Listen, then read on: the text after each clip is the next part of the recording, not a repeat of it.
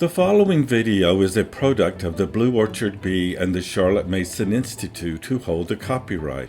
You are encouraged to share this file with your friends, family, and colleagues.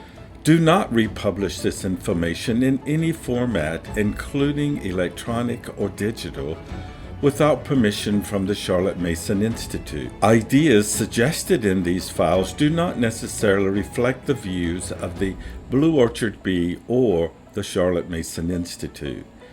Information provided here is not to be perceived or construed as professional advice in matters of mental health. You are encouraged to work closely with a mental health professional provider that meets your needs.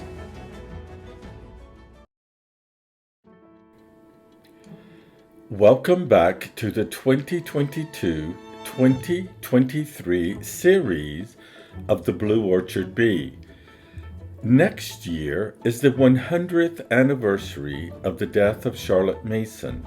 The Charlotte Mason Institute and the University of Cumbria are collaborating with the Centenary Conference to be held the third week of July 2023.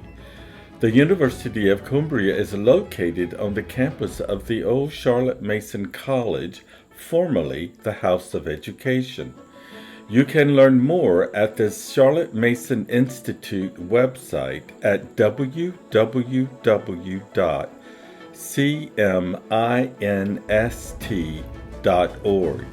Now is a good time to purchase your registration to get a better exchange rate, because you will pay in pounds, and since the dollar is stronger at the moment than the pound, the exchange rate benefits the US dollar. The University of Cumbria is providing affordable accommodations before, during, and after the conference, so that you can plan on some extra time in the absolutely gorgeous Lake District. It will be a time of celebrating Mason's life and work in the place where she started her work that has revolutionized education for many children. Again, visit www.cminst.org for more information. Now, for something a little closer to the season that is coming up. If you are looking for an Advent series for the upcoming Advent season, check out the CMI blog also at www.cminst.org. Again, www.cminst.org. You will find Advent activities for classrooms and families. Now, let's listen to today's session entitled Neurodiversity on Our Bookshelves with Danielle Merritt-Sunseri. Let's listen. If you have a neurodivergent student, you may have noticed that their experience with books is very different from their typically developing peers. Sometimes they don't seem to like books at all. Sometimes they seem to gravitate toward or even cling to twaddle. Often they reject many books from the Mason community favorite book lists. I want to talk with you a bit today about why that might be and why I think all students should have at least a little neurodiversity on their bookshelves.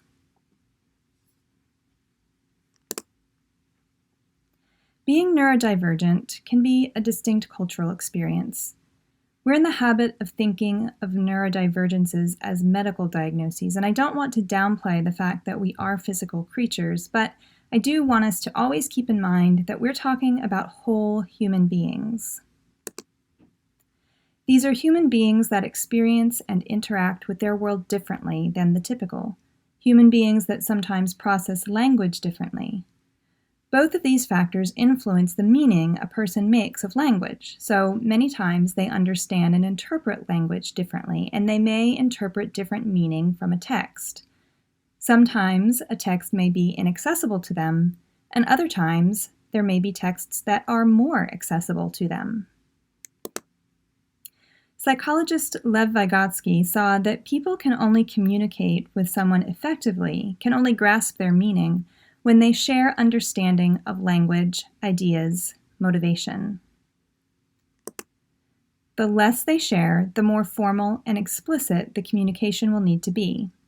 We've seen autistic research in the last few years that demonstrates this, that it's not so much that autistic people don't communicate well, but rather that no person communicates effectively with someone of a different neurotype. I've talked a little bit about this idea in nearly all of my workshops and videos over the last several years, but now that it's been researched formally, it has a name. It's called the double empathy problem. So when we're thinking about neuroatypical children reading narrative literature, that means that we cannot expect them to grasp the author's ideas if they do not share the language, ideas, and understanding with the author. I've shared in teacher training about choosing books specifically for school. Here I want to think more broadly about why neuroatypical students need authors that share their language, ideas, motivation, authors that resonate with their experience. From Home Education on page 330, we read, I am, I ought, I can, I will. These are the steps of that ladder of St. Augustine whereby we rise on stepping stones of our dead selves to higher things. I am, we have the power of knowing ourselves.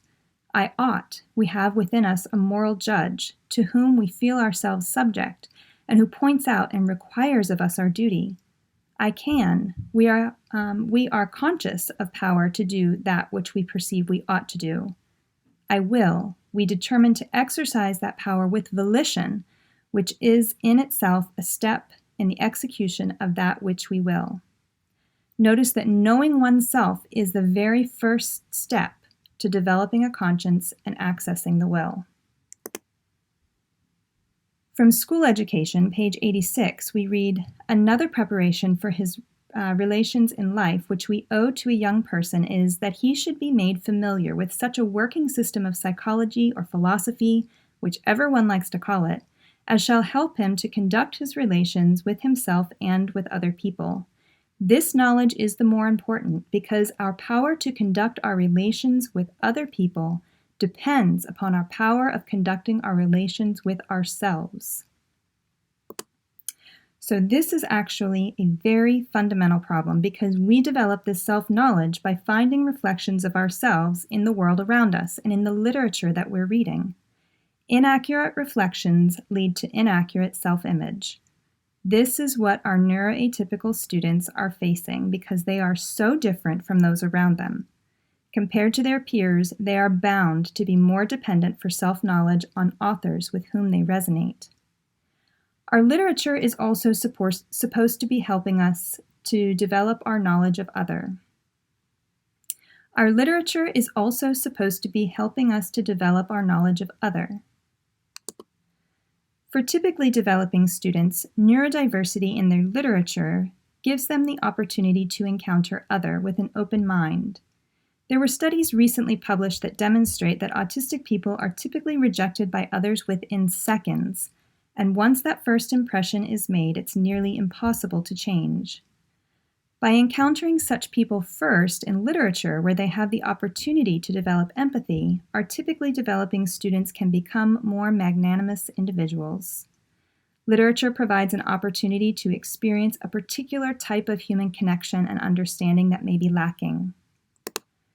It can guide the reader through social interactions by directing their attention to what's important and making sense of things that in reality are much more complicated.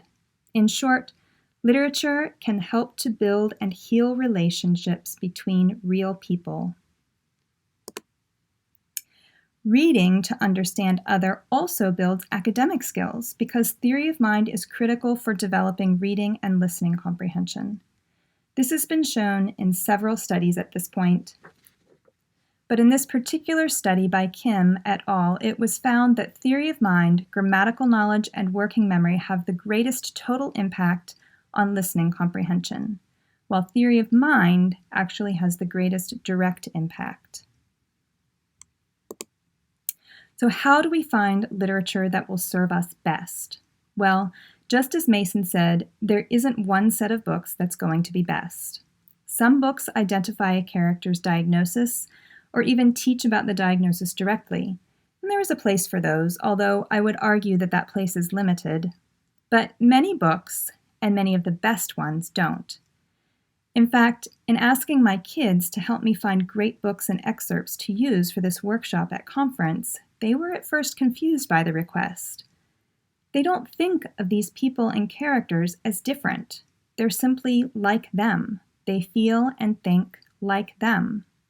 It matters very little whether the character is identified as neurodivergent or even whether the student consciously perceives them as such. In fact, calling too much attention to the diagnosis can disrupt the natural resonance.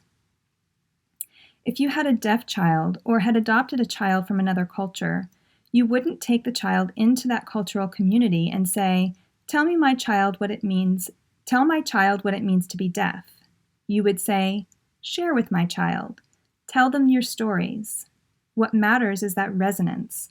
And so we're looking for authors that will do this very same thing for our children, to give the child a bit of cultural resonance.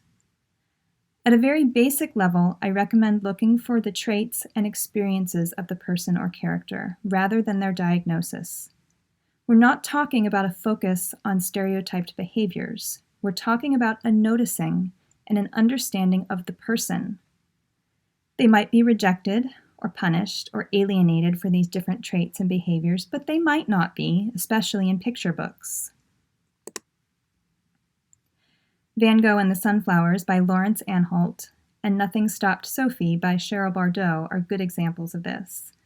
And many biographies, in fact, of artists, musicians, scientists, and mathematicians are likely to have some of these very same traits and experiences. The experience of rejection or alienation because of the differences will often become more prominent as the developmental age increases, because children are starting to notice and feel these things themselves as they get a little bit older. Beethoven Lives Upstairs by Barbara Nickel and Armstrong by Torben Kuhlmann are favorites here in this more text-dense category. Sometimes the person may not be neuroatypical at all, as far as we know, but still has this shared experience that is so important. So again, it's not a diagnosis that we're after. It's a shared experience with others that our kids desperately need. This opens up the beautiful possibility of connecting as a neuroatypical person with people and characters from cultures that are different from our own and might think about neurodivergences differently. Talking Leaves by Joseph Bruchac comes to mind as a really great example of this. Oftentimes, others might look at a book and find the characters to be too eccentric, too obnoxious, too rebellious, too rude. It's twaddle. But neurodivergent readers are drawn to these characters because they engage empathically in a way that they don't always get to in real life. These stories inspire them, give them hope, make them believe that there is possibility and purpose. The Ramona series by Beverly Cleary is a good example of this. Many, though certainly not all, autistic people find themselves in the science fiction, fantasy, fairy tale genre. There are a lot of authentic reflections of neurodivergent characters and neurodivergent thinking, typically without needing to be put into a diagnostic box. There are a lot of truths about neurodivergent culture and experience in these because many of these authors are neurodivergent themselves or are very close to the community. In these books, you will find the challenges of navigating relationships when you're different, or finally finding a place where you're not. You'll find the reality that life is just more complicated than happy endings. You'll find characters who are trying to make sense of a confusing world, or existing in a constructed world that is highly ordered and well-defined. And you'll find a strong sense of justice in these books. Mrs. Frisby and the Rats of Nim and A Wrinkle in Time are classics that fall into this category. Among modern writers, Brandon Sanderson is very well known and well respected within the neurodivergent community for providing us with many authentic and varied reflections. And experimenting with many reflections is what is needed, because different students will be fed by different books, even if they have the same diagnosis. Some students will find many books that all contain little pieces of themselves. Others will find one very special book that is read over and over. We hope you enjoyed today's session by Danielle. Don't forget the Centenary Conference in Ambleside, England, next July at the Old House of Education, now the University of Cumbria. If you have an interest in an Advent series for the upcoming Advent season, check out the CMI blog. Both of these can be found on the CMI website, www.cminst.org. Until next time.